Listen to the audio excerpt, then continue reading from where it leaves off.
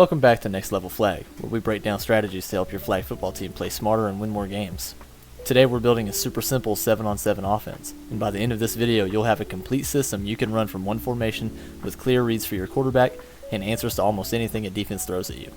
Whether you're playing in leagues or tournaments, this offense is designed to be easy to install, easy to execute, and tough to stop. Let's get into it. This offense is built out of a balanced spread formation with two receivers lined up on each side of the center. It's simple but extremely effective, especially in 7-on-7, because it gives you great spacing and allows you to attack every part of the field without needing to shift or motion constantly. We also utilize one blocking back in the backfield. That player's main job is to give the quarterback a little more time when pressure comes. But depending on your personnel, this could easily be a more versatile role, like a star back or a fifth receiver. The real advantage of this formation is that it keeps everything symmetrical and makes it much harder for the defense to disguise what they're doing pre-snap.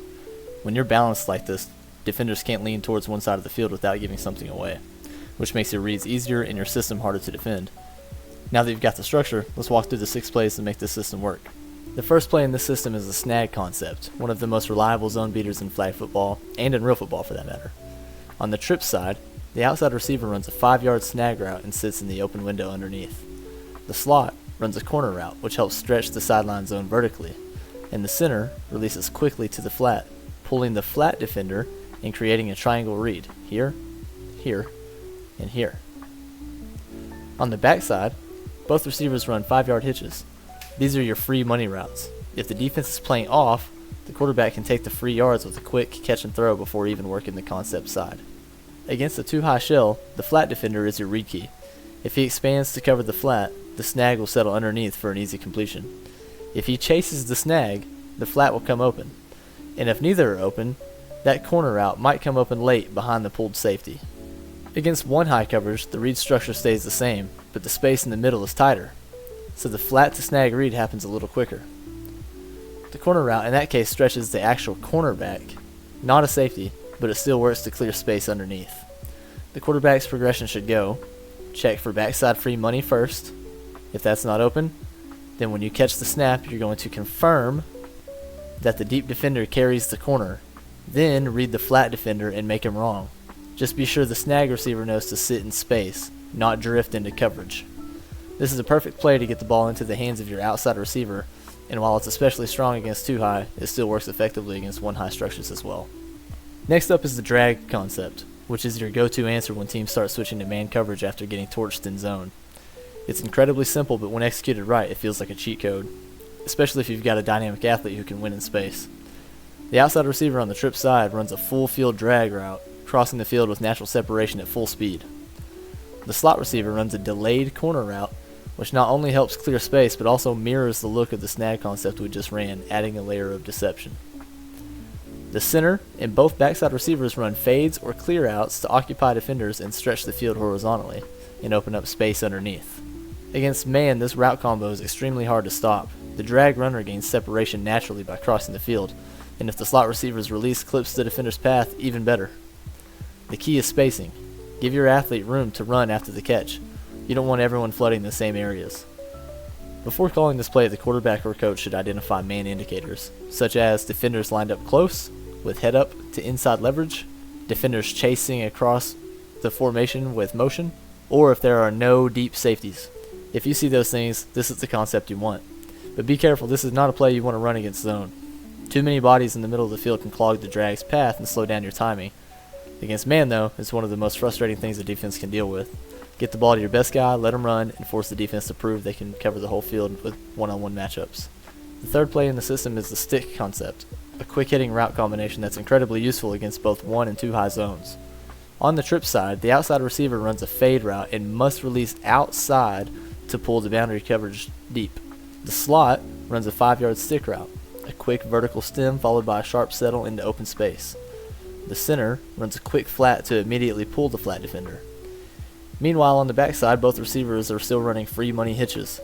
If you see soft coverage pre-snap, you can throw it immediately and bypass the concept side altogether.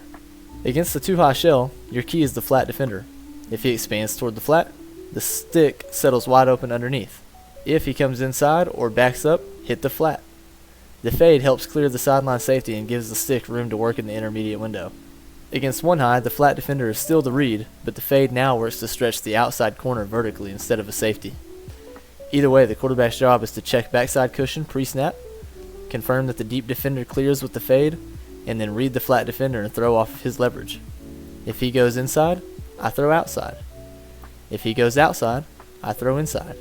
Simple. Make sure your slot receiver knows to settle and present a target. No drifting inside too much. This play is especially great for younger quarterbacks because the read is simple, the throw is short, and the spacing is clean. It's typically most effective against one-high defenses, but it still functions well against two-high. The fourth play in this system is your deep shot, 4 verticals. From this same formation, both outside receivers take outside release fades, and both slot receivers run vertical seam routes, aiming to split the safeties. The center runs a smart underneath choice route, either a hitch or breaking out to the left or to the right, depending on where space opens up or where the quarterback is going post-snap. Against a two-high shell, look for the hole shot between the corner and safety on the sideline, especially if the corner sits or doesn't bail at the snap. Your slot receivers also should not just run blindly into coverage. If they find space along their path, they should settle down and show their hands. The quarterback should read this outside in, peek for the hole shot first, then check the seam. Finally, if neither of those are open, check it down to your center. Against one high coverage, pre-snap alignment tells you a lot.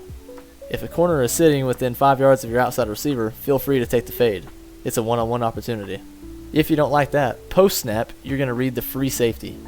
He can't cover both seams at once, and your quarterback has to determine which side is cleaner. The safety can either cover one player or 0 players. What that means is if he just drops straight back and doesn't actually work towards one side or the other, they're both open. Just throw to whichever one you feel more comfortable with. If he goes left, then you throw right. If he goes right, then you throw left. Spacing on this is absolutely crucial. You cannot let your seam and fade routes drift into each other's windows. Also, the seam throw cannot be floated. This has to be a bullet pass. Meanwhile, the center's role is huge. That choice route gives your quarterback a reliable safety valve if the deep shots aren't there. So this is your can we go over the top play to use when defenses start asking if we can hit them deep. Play 5 is the hitches concept, a quick game classic that fits perfectly into this system. Every receiver runs a 5-yard hitch, but the key is how they run it. They must sell the vertical route for the first few steps to force the defender to turn and respect the deep threat. Against both two-high and one-high looks, the quarterback scans the field pre-snap for cushion. With 5 hitches on the field, there's almost always at least one matchup giving you a clean throw. Against two-high, slot receivers are more likely to be the ones to find some space. Against one-high, it's usually your outside receivers who would get the cushion, or possibly the center. Either way, this is a quick catch-and-throw read. The ball should come out as the receiver turns to face the quarterback. Timing is crucial. There can't be any drifting or hesitation on the hitch. Make the break sharp and come back to the ball. The quarterback must know where he's going before the snap and get it out fast. You can also build a pump and go rule. What that means is if the quarterback pump fakes at a receiver, that receiver is going to convert their hitch into a double move into an outside release hitch and go. So he runs the hitch, he gets a pump fake, he releases outside up the sideline. That rule alone can generate big plays against greedy defensive backs who start jumping routes. This concept is excellent for tempo, short yardage, or simply just taking what the defense gives you. The sixth and final play in this install is the hitch corner seam concept, which layers vertical and horizontal stretches beautifully while keeping the install simple. On both sides of the formation, the outside receivers run 5-yard hitches to occupy the flats. The slot receivers run corner routes to pull intermediate defenders. In the center, shoot straight up the seam to vertically challenge safeties. This concept is mirrored, which means the quarterback can choose which side of the field to work based on pre-snap leverage and space. Against the two-high look, the hitch pulls the flat defender down. The corner stretches toward the sideline safety, and the seam forces defenders to make a decision. Against two-high, read the play side safety.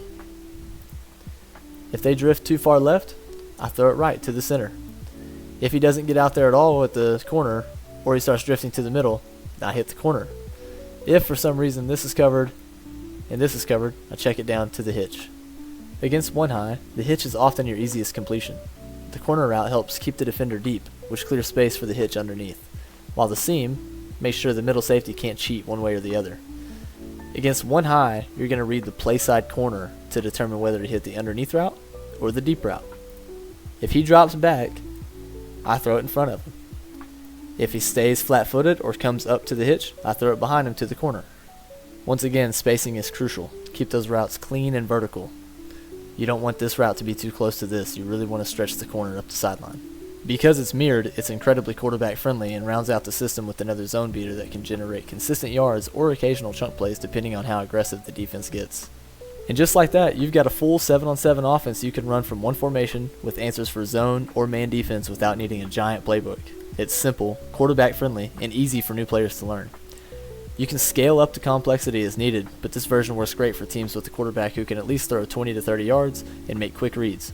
I'd recommend it for teams aged 12 and up, probably not ideal for really young players, but perfect for leagues, tournaments, or school teams looking for structure. If you want more videos like this, hit subscribe. I've got new breakdowns dropping every week. Thanks for watching. See you in the next one.